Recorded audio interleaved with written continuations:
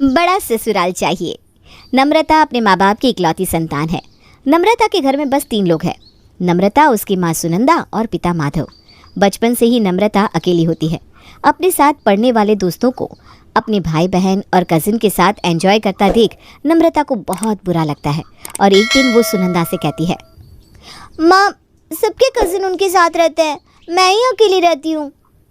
बेटा, सब joint family में रहते हैं और हम सिंगल फैमिली में रहते हैं। जॉइंट फैमिली में दिक्कतें भी कितनी होती है, तुझे क्या पता। अच्छा है कि हम सिंगल हैं। नहीं माँ, मुझे भी सबके साथ रहना है। जब मैं बड़ी हो जाऊँ तो मेरी शादी जॉइंट फैमिली में ही करवाना। सुनंदा हंसने लगती है। पहले तू बड़ी तो हो जा, फिर तेरी शादी का सोचेंगे। अभी से ही तुझे चिंता होने लगी। नहीं माँ, मैं जॉइंट फैमिली में ही शादी करूँगी। ठीक है पापा, तेरी शादी जॉइंट फैमिली में ही करेंगे बस। दिन बीतने लगते हैं। नम्रता बड़ी हो जाती है। नम्रता का कॉलेज खत्म हो जाता है। सुनंदा और माधव को नम्रता की चिंता होने लगती है। एक रोज़ माधव सुनंदा से कहता है, नम्रता की उम्र शादी लायक हो गई है। मुझे आजकल नम्रता की चिंता की वजह से नींद भी नहीं आती। अरे ऐसा क्यों सोच रहे हो जो तुम्हें नींद नहीं आ रही? इस उम्र में एक बाप सोच भी क्या सकता है। पता नहीं नम्रता को कैसा ससुराल मिलेगा। मेरी बच्ची कैसे रहेगी अनजान लोगों के साथ।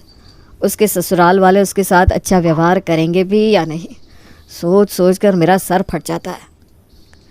हाँ, इस बात की फ़िक्र तो मुझे भी दिन रात लगी रहती है। कुछ भी हो, जब तक मेरी बेटी कमाने नहीं लगेगी तब तक मैं उसकी शादी नहीं करूँगी। कमाएगी तो अपने लिए कुछ कर पाएगी। माधव और सुनंदा ये फैसला करते हैं कि नम्रता को टीचर की पढ़ाई करवाएंगे और जब वो टीचर बन जाए तभी उसकी शादी करेंगे। बेटा, तुम टीचर की नौकरी की तैयारी करने लगो। जब तक तुम नौकरी नहीं करने लगोगी तब तक तुम्हारी शादी नहीं करेंगे हम। हाँ पापा, मैं भी यही सोच रही थी। मैं अपनी पूरी मेहनत करके नौकरी हासिल करके रहूँगी। नम्रता बीएड करने में लग जाती है और 2 साल में बीएड की पढ़ाई पूरी होती ही वो नौकरी के लिए एप्लीकेशन करने लगती है। कुछ ही दिनों में उसकी नौकरी भी लग जाती है। इधर जैसे ही सबको पता चलता है कि नम्रता को सरकारी नौकरी लग गई है तो उसके लिए एक से एक अच्छे रिश्ते उसके घर आने लगते हैं। लेकिन नम्रता सबको मना कर देती है, एक भी लड़के को हाँ नहीं करती।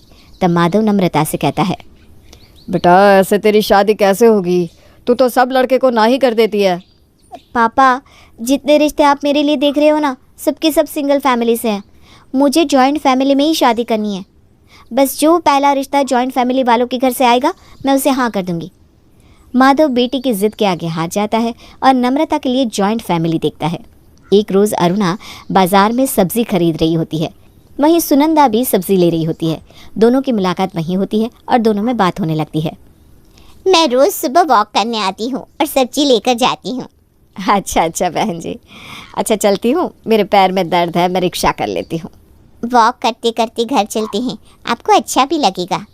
बातों ही बातों में सुनंदा को पता चलता है कि अरुणा की जॉइंट फैमिली है और अरुणा को समझ में आता है कि सुनंदा की एक बेटी है। अरुणा सुनंदा से कहती है, बहन जी, आपकी बेटी शादी लायक है और मेरा बेटा भी, तो क्यों ना हम रिश्तेदार बन जाए। आपने तो मेरे मन की बात छीन ली। अगले दिन अरुणा सुनंदा के घर नम्रता को देखने आती है और देखते ही कहती है, मुझे अपने बेटे के लिए जैसी लड़की चाहिए थी नम्रता वैसी ही है, सुंदर, पतली और दुबली। मुझे इसके अलावा कुछ नहीं चाहिए। एक अच्छी बहू के सब लक्षण हैं नम्रता में। मेरी तरफ से भाई 110% हाँ है। इधर नम्रता भी शादी के लिए बस जॉइंट फैमिली सुनकर हाँ कर देती है। माधव अरुणा से कहता है, बहन जी, हमारे यहाँ से क्या होता है, एक बार बच्चे मिल लेंगे तब मैं अपना फैसला दूंगा। ठीक है, नम्रता और विशाल जहाँ चाहे वहाँ मिल सकते हैं। अगले दिन नम्रता और विशाल एक रेस्टोरेंट में मिलते हैं और दोनों शादी का फैसला लेते हैं। जॉइंट फैमिली की परेशानियों से अनजान नम्रता विशाल से शादी कर उसके घर चली जाती है। अपने स्वागत में इतने लोगों को देखकर नम्रता मन ही मन खुश होकर कहती है, शादी के बाद ही सही, कम से कम जैसी ज़िंदगी मैं चाहती थी वैसी जी तो पाऊंगी। जॉइंट फैमिली में इतने लोगों के साथ रहने का मज़ा ही अलग है। सब मिलकर नम्रता का उसके ससुराल में स्वागत करते हैं। नम्रता की जिठानी सुलोचना कहती है, अब मैं भी कुछ वक्त आराम कर पाऊंगी। अब तो मेरी देवरानी आ गई है। मैं भी बड़ी बन गई हूँ। क्यों देवरानी जी, सेवा करोगे ना मेरी? नम्रता बिना कुछ कहे बस हल्के से मुस्कुरा देती है। शादी के पहले दिन नम्रता सब कुछ वैसे ही करती है जैसे अरुणा उसे कहती है। नम्रता की खुशी का ठिकाना नहीं था। उसे ऐसा लगता है जैसे मानो उसे ज़िंदगी की सारी खुशियाँ मिल गई हो। अगले दिन नम्रता नहा धोकर साड़ी पहनकर सबके सामने आती है और सभी बड़ों के पैर छूती है। बहू, रोज़ अगर इसी तरह तुम पैर छूओगी तो तुम्हारी कमर तो धरी की तरी रह जाएगी। रोज़ सबके पैर छूने की ज़रूरत नहीं है। मम्मी जी, मैं तो जब शादी करके आई थी सबके पैर छूती थी। बड़ी बहू, नम्रता सिंगल फैमिली से आई है, इन सब की आदत नहीं है उससे बेटा। सुलोचना अंदर ही अंदर चिड़चिड़ा कर कहती है। आने के साथ ही सब इसकी तरफ हो गए और मेरी किसी को फिक्र नहीं। मैं अकेले सबके लिए खाना बनाती हूँ। अब नम्रता को भी अकेले ही बनाने दो, मुंह बनाती सुलोचना कहती है।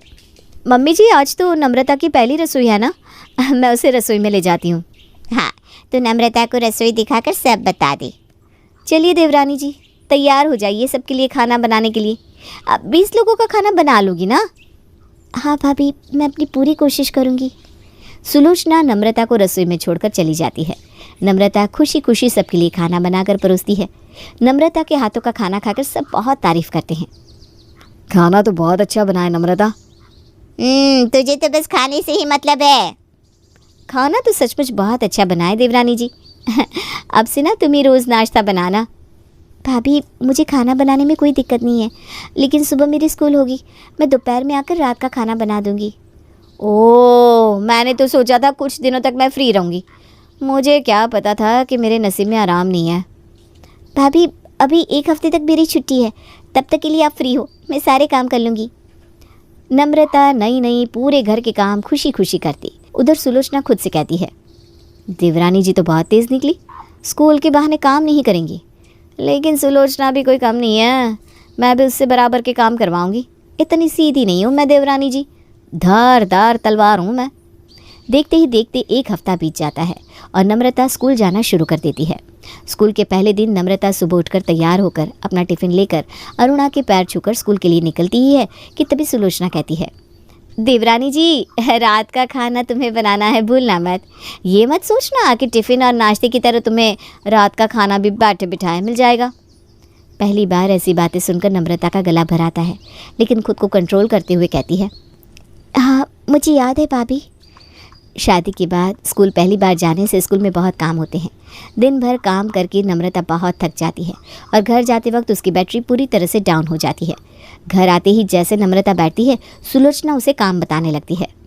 देवरानी जी, कपड़े पड़े हैं धोने में। कल मैंने सबके कपड़े धोए थे, आज तुम्हें धोने हैं। पहले जाकर कपड़े धो लो, वरना धूप चली जाएगी तो सूखेंगे नहीं। जी भाभी, बस जाती हूँ। नम्रता पानी तक पिए बिना अपना बैग रखकर कपड़े धोने लगती है। कपड़े धोकर नम्रता नहाकर शाम में दोपहर का खाना खाती है। माँ के घर में हाथों में खाना मिल जाता था और कोई इतना सुनाता भी नहीं था। खाने के पहले बनाने की चिंता हो रही है अब तो। नम्रता जल्दी जल्दी खाना खाती है। उठने की भी हिम्मत नहीं हो रही। जल्दी से खाना खा ले नम्रता, फिर तुझे खाना बनाना भी तो है। नम्रता झटपट खाना खाकर रसोई में लग जाती है। एक तरफ वो खाना बनाती है, दूसरी तरफ स्कूल से लाए हुए बच्चों के एग्ज़ाम की कॉपी चेक करती रहती है। खाना बनाकर नम्रता सबको परोसती है, लेकिन मजाल है कि सुलोचना उसकी मदद करते। सुलोचना सबके साथ बैठकर खाने लगती है, लेकिन किसी को एक गिलास पानी तक नहीं पकड़ाती। सब कोई खाकर टीवी देखने लगते हैं। वहीं नम्रता अकेली रसोई में बर्तन धोती है और रसोई की साफ़ सफाई करती है। ये सब करते करते उसे रात के 12 बज जाते हैं। 12 बज के? पता ही नहीं चला। बहुत थक गई हूँ। आज तो मेरा फेवरेट सीरियल भी छूट गया। सो जाती हूँ, नहीं तो कल स्कूल जाने के लिए उठ भी नहीं पाऊँगी। नम्रता अपने कमरे में जाते ही सो जाती है और विशाल उससे बात करने की राह देखता रह जाता है। नम्रता तो सो भी गई। इस तरह तो हम एक घर में होकर भी एक दूसरे के लिए तरसते रह जाएंगे। विशाल नम्रता से नाराज़ हो जाता है और इधर बेचारी नम्रता फिर अगले दिन उठकर उसी भाग दौड़ में लग जाती है और आज फिर से उसकी सीरियल्स भी छूट जाते हैं। रात को कमरे में जाकर वो विशाल से कहती है, विशाल, मुझे माफ़ कर दो। मुझे पता है तुम मुझसे नाराज़ हो, लेकिन मैं क्या करूं, मैं बहुत थक जाती हूं। इतना काम करके मेरा शरीर साथ नहीं देता। यहाँ तक कि मैं अपना फेवरेट सीरियल भी नहीं देख पा रही हूँ। कम से कम सीरियल देखने के बहाने आँख खुली रहती थी, लेकिन इतना थक कर हॉल में बैठकर कौन ही टीवी देखेगा। तुम्हारी इस नौकरी में लगता है हमारी पर्सनल ज़िंदगी खराब हो जाएगी। विशाल मुंह घुमाकर सो जाता है और नम्रता रोने लगती है। मुझे कुछ करना होगा, वरना मेरा विशाल मुझसे दूर हो जाएगा। कल के कल ही मैं नया टीवी लाकर अपने कमरे में लगा दूंगी, जिससे मैं टीवी देखने के बहाने जगी रहूंगी और विशाल से बात भी कर सकूंगी। अगले दिन संडे को नम्रता उठने के साथ ही बाजार जाकर नई टीवी ले आती है और अपने कमरे में लगवा लेती है।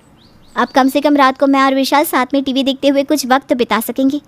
इधर जैसे ही सुलोचना को पता चलता है कि नम्रता ने अपने कमरे में टीवी लगाया है तो वो खुद से कहती है, अब इस घर में नए नए नियम हो रहे हैं। आज तक मेरे कमरे में टीवी नहीं लगा और आने के साथ ही इसके कमरे में लग गया। मैं बड़ी हूँ तो मेरे कमरे में पहले लगना चाहिए। सुलोचना उसी वक्त अरुणा को जाकर सब बताती है और घर में मच जाता है बवाल। अब छोटी बहू इतनी बड़ी बन गई है, क्या उसे किसी से कुछ पूछने की ज़रूरत भी नहीं है? मम्मी जी, फिर तो मेरे कमरे में भी टीवी लगना चाहिए। मेरे लिए अलग नियम और नम्रता के लिए अलग। अरे तू रुक, मैं अभी छोटी बहू की खबर लेती हूँ। अरुणा नम्रता को आवाज़ देती है। आवाज़ सुनकर नम्रता भागती हुई आती है। क्या हुआ मम्मी जी? क्या हुआ? किससे पूछकर तूने टीवी लगवाई अपने कमरे में? इतने पैसे खर्च कर दिए। इस पे पूछना क्या है, मैंने अपने पैसों से ही ली है, तो उस पर क्या पूछना किसी से? अपने पैसे क्या होता है बहू? हैं? यह सब तुम्हारे घर में होता होगा। इस घर में मुझसे पूछे बिना कुछ नहीं होता। आज के बाद मेरे से बिना पूछे कुछ मत करना। नम्रता की आंखें भर आती है। वो रोती हुई अपने कमरे में चली जाती है। अपने मन से टीवी क्या ले लिया, इतना बवाल हो गया। मेरे मायके में तो ऐसा नहीं होता था। नम्रता का मन इतना खराब हो जाता है कि वो टीवी तक नहीं देखती। अगले दिन सुबह नम्रता को उठने में देर हो जाती है और वो जल्दी जल्दी नहाकर बाथरूम साफ करती है और सुलोचना को मौका मिल जाता है उसे नीचा दिखाने का। मुझे नीचा दिखाने के लिए टीवी अपने कमरे में लगवाई है ना, अब देखो देवरानी जी क्या होगा तुम्हारे साथ। सुलोचना मौके का फ़ायदा उठाकर बाथरूम में पानी डाल देती है और खुद ही हल्ला करने लगती है। इतनी सफाई करने के बाद भी गंदा कर देते हैं। क्या हुआ बहू? मम्मी जी, नम्रता नहाने के बाद भी बाथरूम नहीं धोती। अब एक आदमी क्या क्या काम करेगा? हाँ बात तो सही है, कमाती तो वो खुद के लिए है, घर के काम तो उसे करने ही होंगे। यह सब क्या है, हम जॉइंट फैमिली में रहते हैं, सबको लेकर चलना होता है। वही तो बात है ना मम्मी जी, इसीलिए जॉइंट फैमिली में सिंगल फैमिली वाली लड़की नहीं लानी चाहिए। दोपहर में नम्रता स्कूल से घर आती है। वैसे ही अरुणा नम्रता को सुनाने लगती है। अपना काम तो खुद करना चाहिए ना, सब काम सुलोचना पर छोड़ देती हो। अरे वो बेचारी दिन भर कितने काम करेंगी। लेकिन मम्मी जी, मैंने अपना काम नहीं छोड़ा। मैं भला अपना काम भाभी पर क्यों छोड़ूंगी? ज़बान मत लड़ाओ मुझसे। जितनी ज़बान चलाती हो उतने ही ज़्यादा हाथ चला लेती तो मेरे तो भाग ही खुल जाते हैं।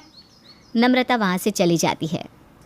माँ पापा ठीक कहते थे जॉइंट फैमिली में शादी मत करो, लेकिन मैंने उनकी एक नहीं सुनी और ज़िद में जॉइंट फैमिली में शादी कर ली। अब क्या मेरी पूरी ज़िंदगी कॉम्प्रोमाइज़ करते चली जाएगी? मैंने उनकी बात ना मानकर बहुत बड़ी गलती की है। नम्रता दुखी दुखी रहने लगती है। हर छोटी बड़ी चीज़ के लिए उसे अरुणा से परमिशन लेनी पड़ती है। दिन बीतने लगते हैं और दिन पर दिन एक एक दिन काटना नम्रता के लिए भारी हो जाता है। उसके बर्दाश्त की क्षमता खत्म होने लगती है। एक रोज़ नम्रता को बहुत सर्दी हो जाती है और वो खाना भी नहीं खा पाती। ऐसे तो मैं बहुत कमज़ोर हो जाऊंगी तो स्कूल कैसे जाऊंगी? नम्रता, खाना तो तुझे खाना ही पड़ेगा। नम्रता गर्मा गर्म सांभर वड़ा ऑर्डर कर लेती है और अपने कमरे में बैठकर खाती है। खाने का पैकेट देखकर सुलोचना अरुणा के कान भर देती है। अरुणा ये सब सुनकर आग बुबला हो जाती है।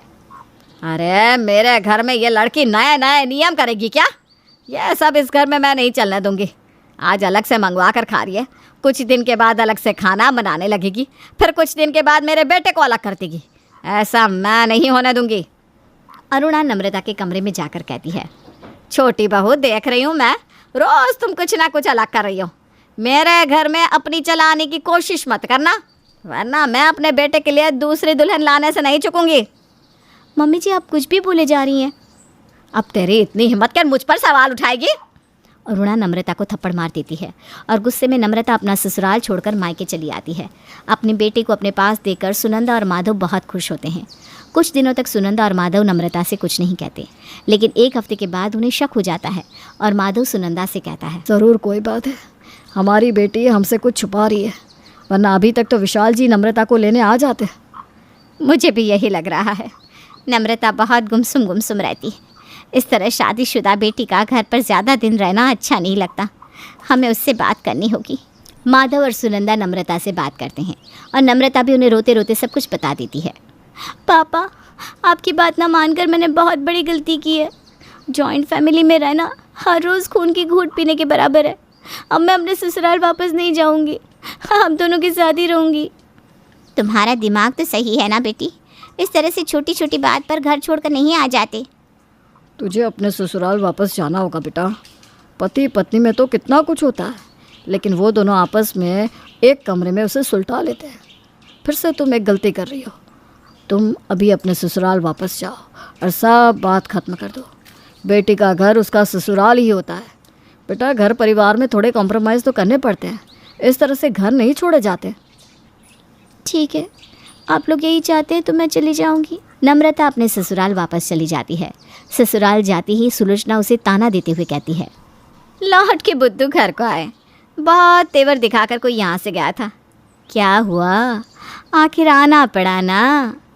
नम्रता सुलोचना को कुछ कहे बिना अरुणा के पैर छूती है और माफ़ी मांगते हुए कहती है, मम्मी जी मुझे माफ़ कर दीजिए, मुझे इस तरह से घर छोड़कर नहीं जाना चाहिए था।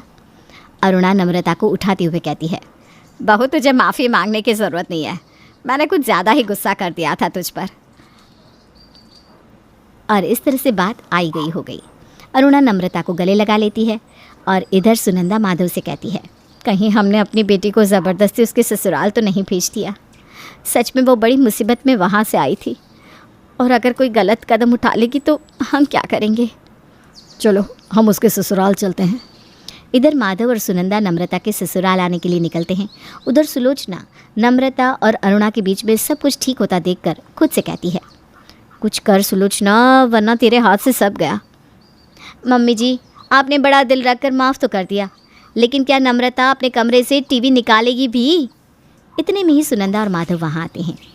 मेरी बेटी कोई कॉम्प्रोमाइज़ नहीं करेगी, वो हमारे साथ अपने मायके में ही रहेगी।